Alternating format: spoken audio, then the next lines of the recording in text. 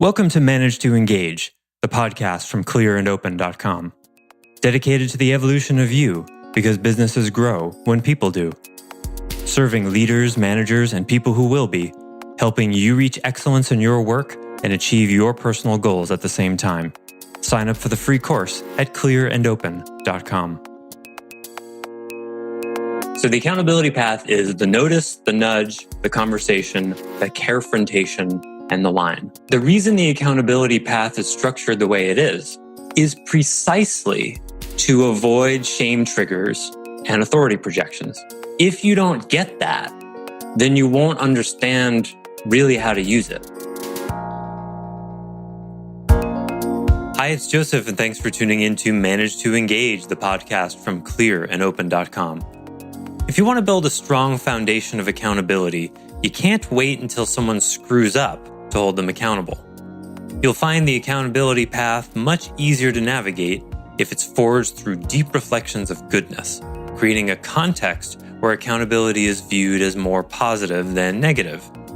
The best part is that, unlike some of the aspects of leading with accountability that we've discussed in this series, it isn't difficult to hold up a mirror and show someone a reflection of the goodness of their being. So today, we're going to talk about how leaders can hold up the mirror for the people that they manage in a positive way before they take a step on the accountability path that is likely to not feel so positive.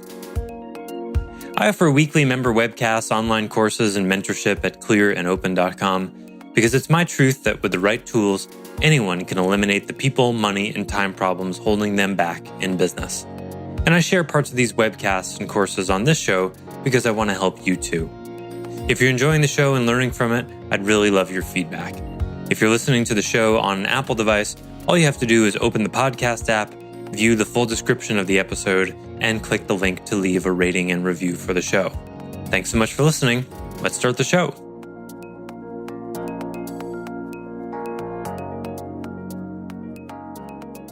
Keep doing the reflecting being. Keep holding up that mirror for people. Because of course, in one way, if you look at it as holding up the mirror to people's essences, you can look at accountability as being a holding up the mirror in general. You can hold up a mirror and show someone something good, and you can hold up a mirror and show them something bad. Right? When we think of holding someone accountable, we generally think of the holding up the mirror and showing something not good about what they're doing rather than good. But here's the thing. If that's the only kind of accountability that you do, in other words, if you only reflect to them and give them really focused feedback when they screw up, well, how well does that work? You see, when you build a relationship from the very, very, very, very start, upon regular, deep reflections of their goodness, when that's the context, that's the background, that's the milieu they're in, and you say 5 good things about them for every 1 bad thing, then you create a context that changes the way accountability works entirely. You see that? Because who right now, imagine, the almost 7 billion people on the planet, which one of them are thinking, boy, I wish this authority figure in my life would stop talking about all the good things about me. It's really becoming tiresome. I mean, I'm busy. I've got things to do. I can't just stop and have my essence complimented, all day like this. This is really getting in the way, right? That's not what people are thinking. I mean, really, it's quite stunning to think probably out of the 7 billion people in the world, not one, I would wager, is thinking that. Right? So give it to them. See if you can get them to that place where they're like, it's not hard to reflect to someone the goodness of their being so much that they start to get kind of embarrassed. Maybe some of you have already experienced that. But that's a good embarrassment. Right? Because it means it's meeting up with some of the resistance that they have to their own goodness. And you're going to push on that. That's great. Because if someone has a hard time taking in your compliments, well, then that can become a whole other discussion. Oh, where else in your life is it difficult for you to see your goodness? I would be very curious about that. Right? That can create a whole other conversation. So if this is the context for accountability, then everything changes. And so I want to talk about the accountability path, which many of you are familiar with, but I'm going to review it a little bit regardless. In this context, in the context of reflecting the goodness and in the context of shame. So I don't think I wrote it this way, but when I rewrite it, I'll be talking a lot about this. The reason the accountability path is structured the way it is precisely to avoid shame triggers and authority projections. That's the structure of it.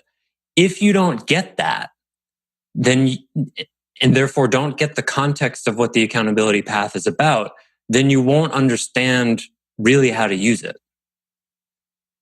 It's sort of like you'll say the right words, but the tone won't be right. And of course, we all know we listen to tones more than the words. So the accountability path is the notice, the nudge, the conversation, the carefrontation, and the line. 5 steps. And the notice is just a very casual, non-authoritative noticing of, hey, I noticed you were a few minutes late this morning. Everything okay? That's a notice. It's not a sit-down conversation. You're asserting no accountability. And it's like you say it like you notice, oh, look, there's a rainbow over there. Oh, look, that bird is on that tree. Oh, look, you're a few minutes late this morning. It's like that. And you're just sort of throwing a little pebble over there and just to see what happens. What you're hoping will happen is they notice that you notice and assert authority all by themselves and go, oh yeah, I'm really sorry about that. Here's what happened. Here's what I'm doing to make sure that doesn't happen again. I'm sorry you had to notice that and bring it up to me. I'm on it. That would be ideal. Anything less than that causes you to raise an eyebrow. I can only do one. Causes you to raise an eyebrow and keep an eye out, like, because you're going to be like, huh.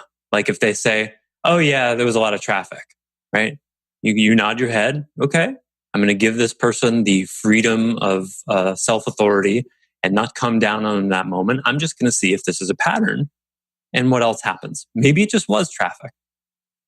But if they show up late again the next day, well, then you have choices. You could do another notice.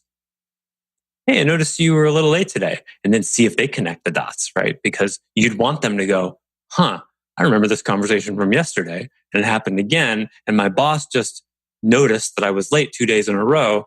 That might be an issue. In other words, you want to give them the ability to connect those dots.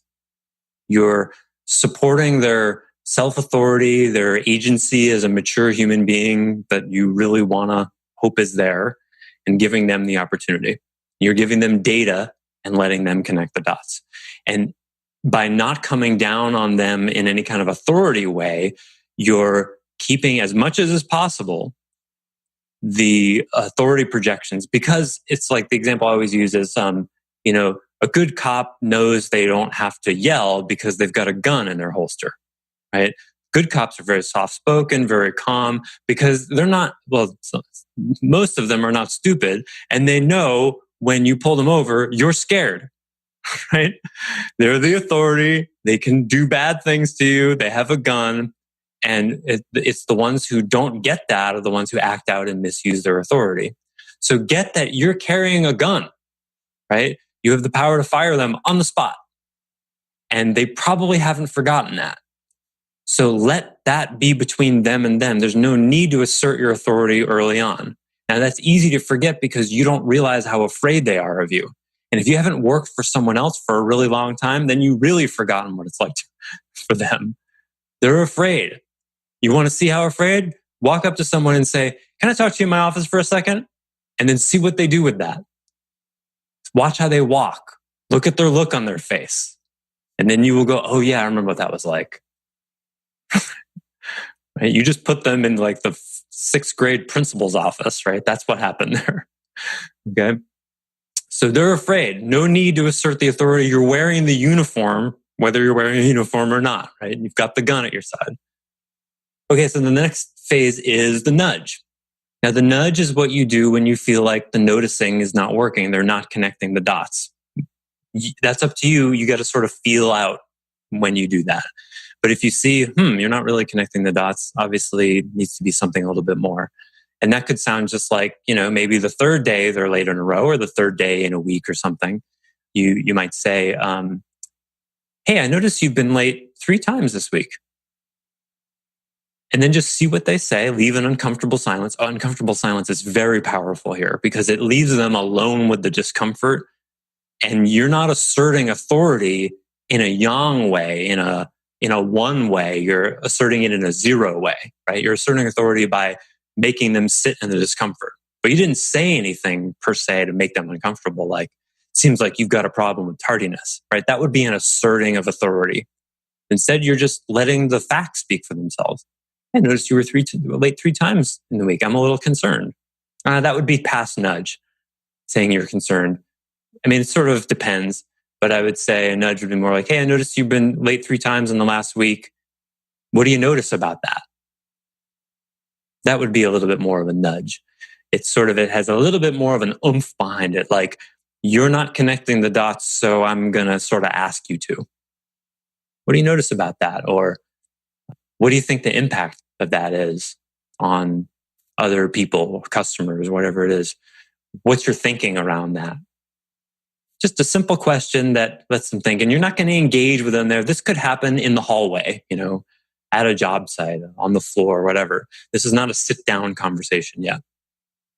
So now, at this point, you're really hoping, because the notice and the nudge are really zero assertions of authority. So you're really hoping that they connect the dots and go, wow, you're right. I thought this was just the traffic thing, but I realized I'm not getting up early enough, and here's what I'm going to do about it. You're really wanting them to own it in that moment.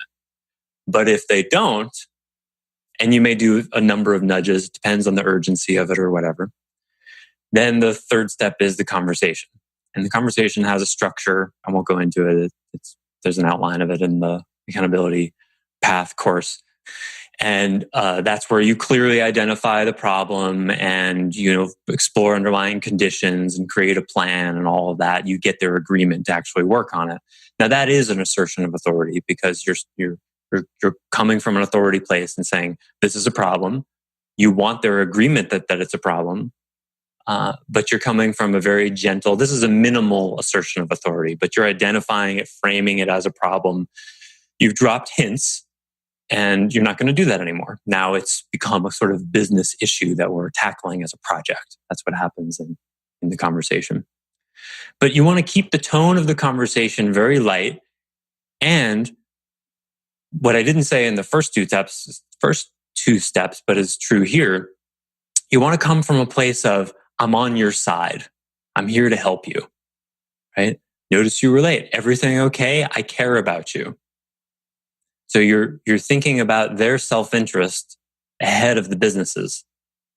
And this is where crazy ideas like there's no I in TEAM really screw us up, because unconsciously, see Tragic History of Work from the last course, which was, what was it called? Open to Excellence. Was that the last one? No, that was the one before that. I need a map on my wall or something. See Tragic History of Work, where I talked about, the thousands of years of oppression and how to manage. It was in How to Manage and Be Managed. We have this unconscious thing that, like, the person who works for you is somehow supposed to sacrifice themselves for you and do your bidding like an emperor during the 40 hours a week they work for you and set their self-interest at the door. Well, as discussed, that doesn't go over so well.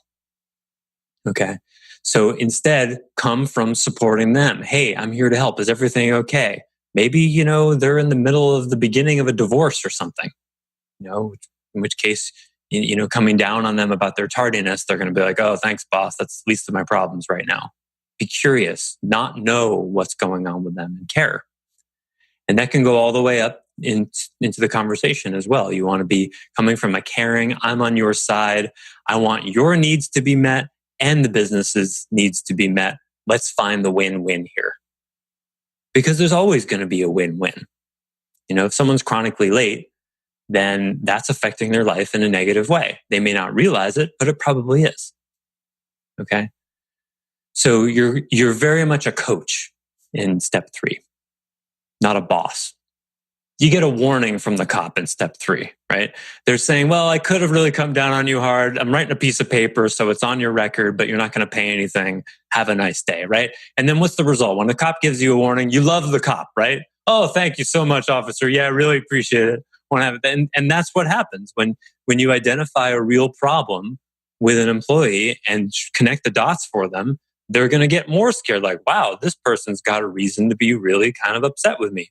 And look, they're not upset, and their gun's still in their holster, and they're talking really calmly, and I'm not even getting fined. Cool.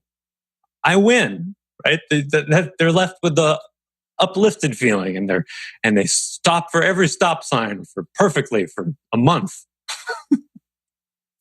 And then go back to their old ways, right? Okay. Maybe that's where the metaphor breaks down.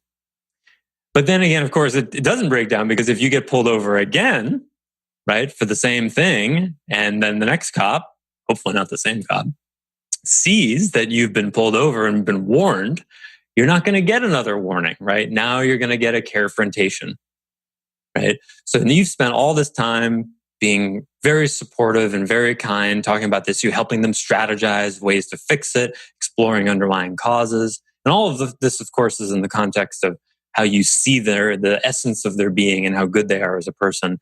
And now they're still doing the behavior. Okay, well, now step 4 is no more Mr. Nice Guy or gal.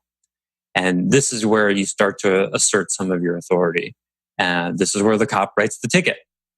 And you go, it's the same structure as the conversation. This is the problem. We've talked about this before. It hasn't changed. Let's revisit the underlying possible causes, revisit the plans for changing it, all of that kind of stuff, re-get the agreement.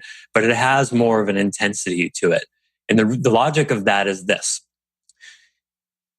Before you do that, in steps 1, 2, and 3, notice, nudge, and conversation, you're exhausting the potential impact of the nice guy or gal.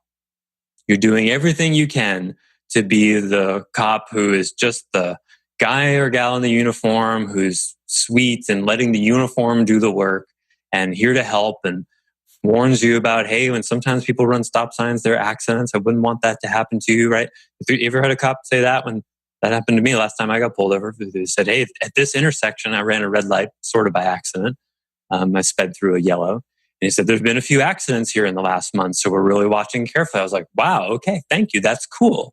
He didn't come from you better follow the rules or you're going to get fined place. He was coming from this is in your best interest. There are accidents here, and I've seen them there. He was right.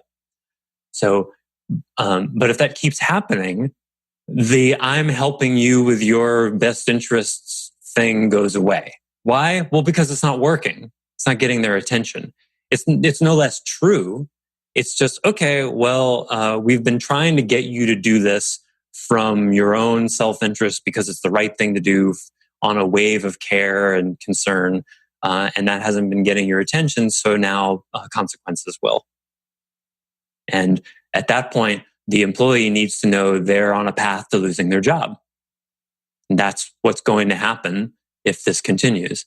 And you're really still this is the care and the carefrontation. You're really still pulling for them to make the change. Hey, I'm here to help. Let's talk about this. But I got to be honest with you. If this doesn't change, you and I may part ways. And I wouldn't want that. So you're still coming from that caring place, but your authority is not unasserted. It's there. Okay. And you may or may not decide to give them a timeline at that point. You may give them 30 days, 60 days, 90 days. So you got to go by your own feel and whether that will be helpful there. Lastly, step 5 is the line. And the line is where you give up coaching. You say, I've been trying to help you here. This is step 5. I've been trying to help you and it doesn't appear to be working. I'm not going to spend a lot more time on this. It's in your hands. You've got this much time to show me you can make this different. Let me know if you need help. Let me know if you have questions. There's almost never any reason to get angry. If you get angry or frustrated or express frustration, let's be clear, being angry, being frustrated, fine. Expressing those emotions with an employee, almost always not appropriate, or even put a finer point in it, not productive.